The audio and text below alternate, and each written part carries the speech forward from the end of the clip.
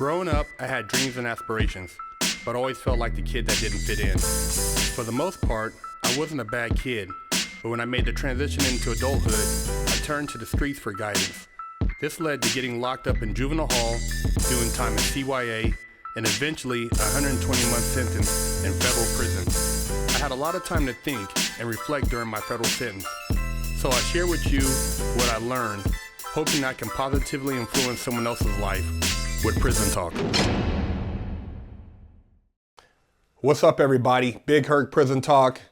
Usually I like to do these outside because, natural lighting and stuff like that, but the weather's been kind of shady out here in Southern California. We've been dealing with a lot of rain and wind and stuff like that and noise, so I decided to bring it indoors and kind of chill and do a prison talk here by my office, chilling with the homie right there, little Benny, the fish, and, give you guys a little bit of insight on what our fans are into.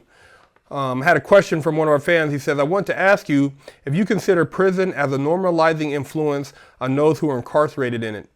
I respect that you keep to yourself, and I'm trying to do that in my life now. My worst fear of going to prison would be of having to fit in. Anyways, it occurred to me that perhaps prison is there to instill the herd mentality, as it seems to do that, and obviously American prisons are not about rehabilitation, so the question naturally follows, what are they about? I've noticed that there seems to be a number of situations where one would have no choice but to participate. Secondly, I want to ask you what you think about all these fucking wars. I think personally we're in the wrong, and it seems like a lot of youth are funneled into prison or the military. Prison definitely promotes the herd mentality. They do not look to promote any type of individuality. They like to group people up, whether it's by race, culture, gang affiliation, neighborhood, state, city. It's always something that they try to tie you into, and they just build a profile on you. And basically, it's a microcosm of the macro cause that they do on the street. The same thing they do when they group certain,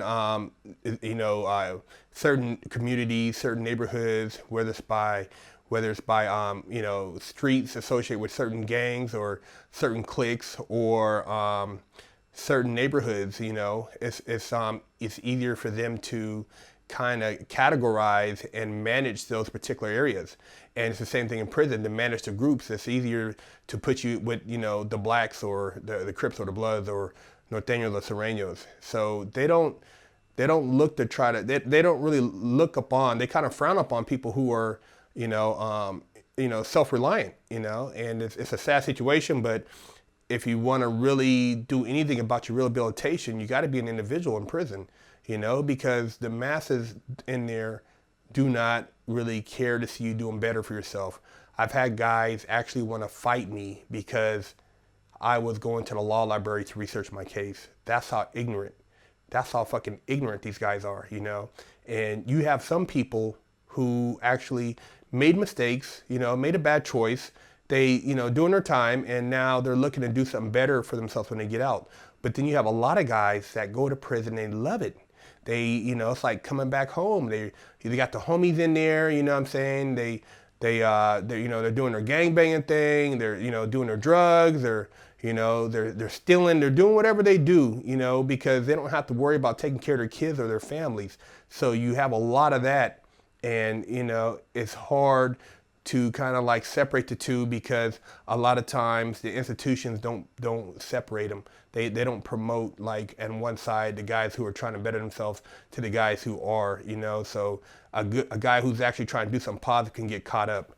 And it takes, like I said, it takes a strong individual to create your own program and to kind of separate yourself from the masses. And as far as like a lot of these youngsters, yeah, they're, the kids who don't have the privilege of going to, a private school and getting a great education, or maybe have an opportunity to play sports or get a scholarship, they're, stuck either trying to take a trade or, they get caught up in maybe, some type of crime, or they go into the military. So there's, there are a great majority of the, youth who are in like underprivileged communities or undervalued or economically deprived areas who are getting, who have, one or two things going on. And a lot of them, rather than getting caught up in the drugs and gangs, they go to, into the military.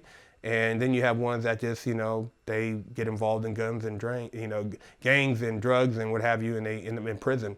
And it's sad, because there's so much potential that's being wasted in prison. And the thing is, you got to catch a lot of these kids young, 13, 14, before they get past the point of no return. Because a lot of these grown-ups, man, they're not going to change. They don't care about they don't care about their kids. They don't care about themselves. They don't care about the people around them. It's all about them, and perpetuating whatever negativity they're about. So, I tell the kids, man, hey, if you have an opportunity, to do something different outside of what you normally do, hey, try it. Take your kids up out the neighborhood, give them a better opportunity. But yeah, it's the individuality mentality is, it's being lost among a lot of our youth. And it's all right not to fit in. It's all right to be your own person. It's all right to have original thoughts. It's all right to create your own answers. So yeah, that's my thought on the whole situation.